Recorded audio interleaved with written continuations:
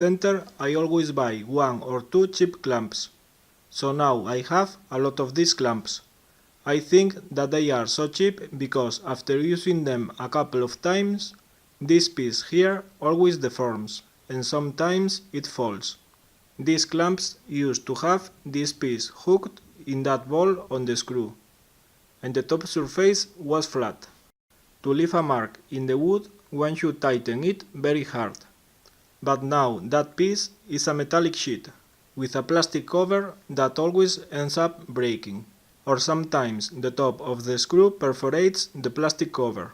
We usually lose that plastic cover, and that metallic piece always deforms due to the pressure, and then it can fall. The worst problem is that when we tighten it, it is very easy to make that horrible circular mark, with a puncture right in the middle. So we must use a couple of wooden blocks between the clamp and the workpiece to protect it. In this video I will put a piece of plywood in front of each jaw, so I don't need to look for a lot of wooden blocks when I need to use these clamps. I will use 1 cm thick plywood. First I cut a 10 cm wide strip of plywood. Now in my table saw sled I make a mark 3 cm from the slot.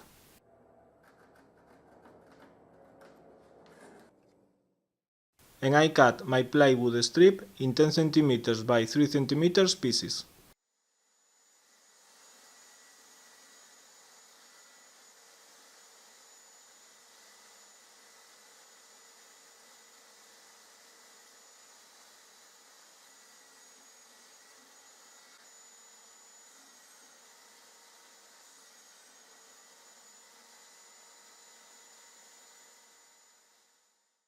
I cut all the pieces I can, until I have a piece that I think it can be dangerous to cut like that. I need a couple of these pieces for each of my cheap clamps. Now I have 19 of these pieces, so I will cut another one, but this time I will use my hand saw.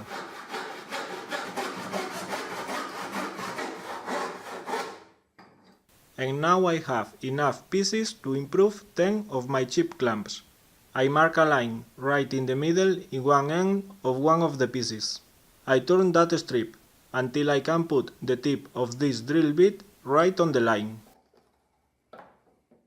I turn the piece, and if I can put the tip of the drill bit right on the line, then it is perfectly centered. Now I can clamp the other end of the strip. Now I try to center the clamp jaw on the plywood piece. I want the right side of the drill bit to be slightly to the right of the metallic guide of the clamp, and I mark the position of the plywood piece. I move both the clamp and the piece of plywood to the right, until the drill bit is just slightly to the left of the clamp guide. Now I put the piece in the first mark, and I drill it. I move the piece to the other mark, and I drill it. And I drill another hole in the middle. And I do the same with all 20 plywood pieces.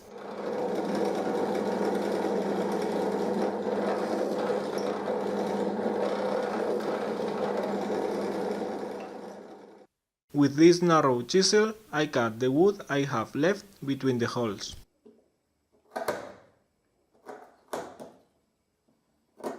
First I cut from one face of the piece, and then from the other face.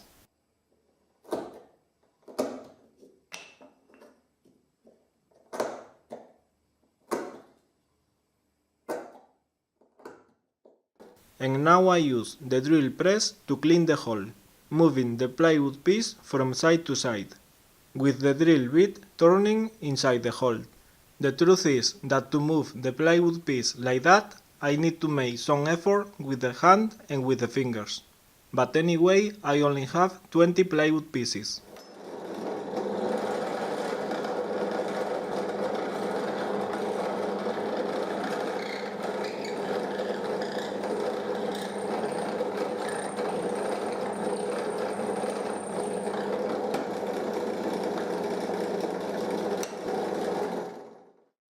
I use the disc sander to sand the edges of the pieces, being careful when the pieces touch the part of the disc moving up, because it can throw the piece towards my face. It is advisable to use safety goggles.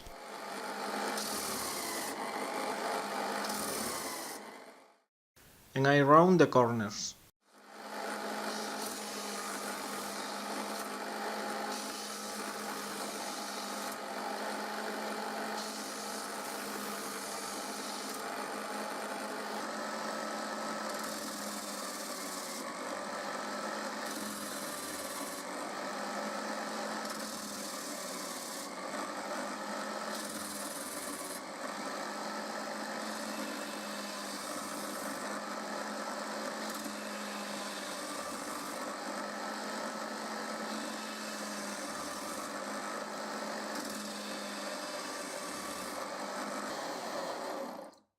Finally, I use a sanding block to clean any wood board I have left.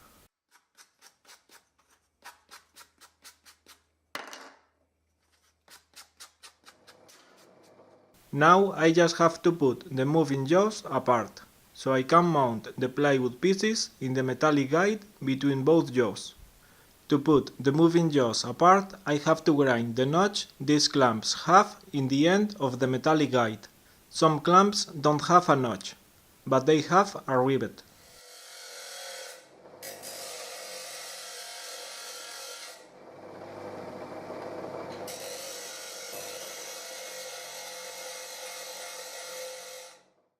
I should remember that when I grind the metal, it can get very hot.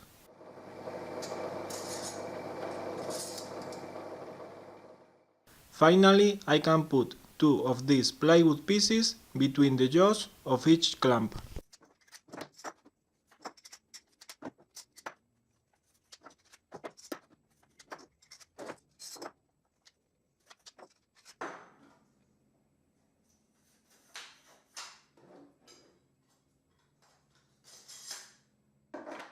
I put the moving jaw apart. I mount two plywood pieces in the metallic guide. And I put the moving jaw in place. Now I don't have to lose my time looking for wooden blocks when I need to use these clamps. These plywood pieces are very handy to use, and they are not only to avoid the marks in the wood, they are also very helpful to make sure that the clamping force is parallel to the metallic guide.